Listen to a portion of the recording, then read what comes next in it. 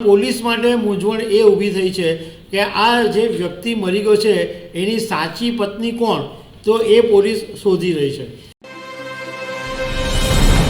ઉત્તર પ્રદેશના હાપુડથી એક બહુ ચોંકાવનારો કિસ્સો સામે આવ્યો છે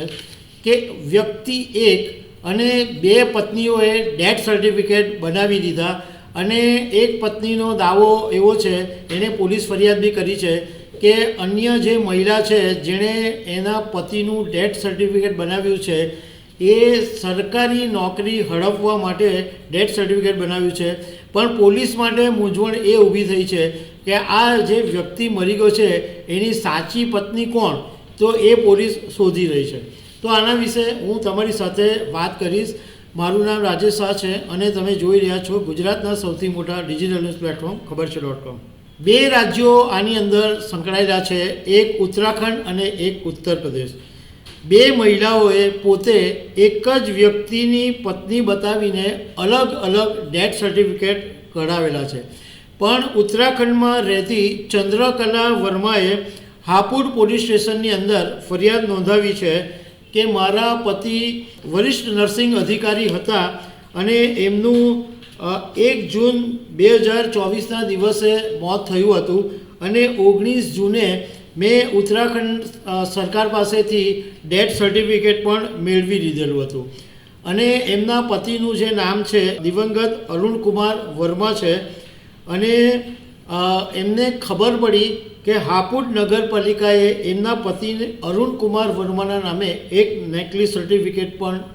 આપી દીધું છે। હવે ચંદ્રકલા વર્માને ખબર ત્યારે પડી કે જ્યારે એમના પતિના મોત પછી સરકારી જે લાભ મેળવવાનો હોય કે ગ્રેજ્યુટી અને આશ્રિત તરીકે નોકરી કરવાની ને એ બધી જે લાભ મેળવવાનો હતો એના માટે આવેદન કરવા માટે ગયા, એમના માટે અરજી કરવા માટે ગયા,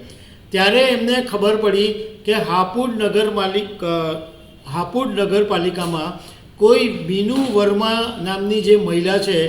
એણે પણ ડેથ સર્ટિફિકેટ કઢાવી લીધું છે અને નવાઈની વાત એ છે કે આ મીનુ વર્માએ પણ સરકારી નોકરી માટે અને એના પતિના જે લાભ મળતા હોય એના માટે મીનુ વર્માએ પણ અરજી કરી દીધી છે। હવે એક પતિ લાભ એક અને બે પત્નીઓ આવી ગઈ, એટલે પોલીસે કીધું કે અમને આવી ફરિયાદ તો મળી છે, પરંતુ અત્યારે અમારા માટે કોયડો એ છે કે અમે એ તપાસ કરી રહ્યા છીએ કે આમાં ખરેખર અસલી પત્ની કોણ, કારણ કે આ ઉત્તરાખંડના ચંદ્રકલા વર્માએ ફરિયાદ તો નોંધાવી છે પણ તપાસ કરવી પડશે। જ્યારે હાપુડ નગરપાલિકાના અધિકારીએ એવું કીધું કે અમને આવી કોઈ ફરિયાદ મળી નથી, જો ફરિયાદ મળશે તો અમે એની તપાસ કરાવીશું। વિનુ વર્મા કોણ છે એ હજુ સુધી સામે આવી નથી। તો દર્શક મિત્રો, આવી અનેક વાતો સાથે અમે તમને મળતા રહીશું। Thank you very much.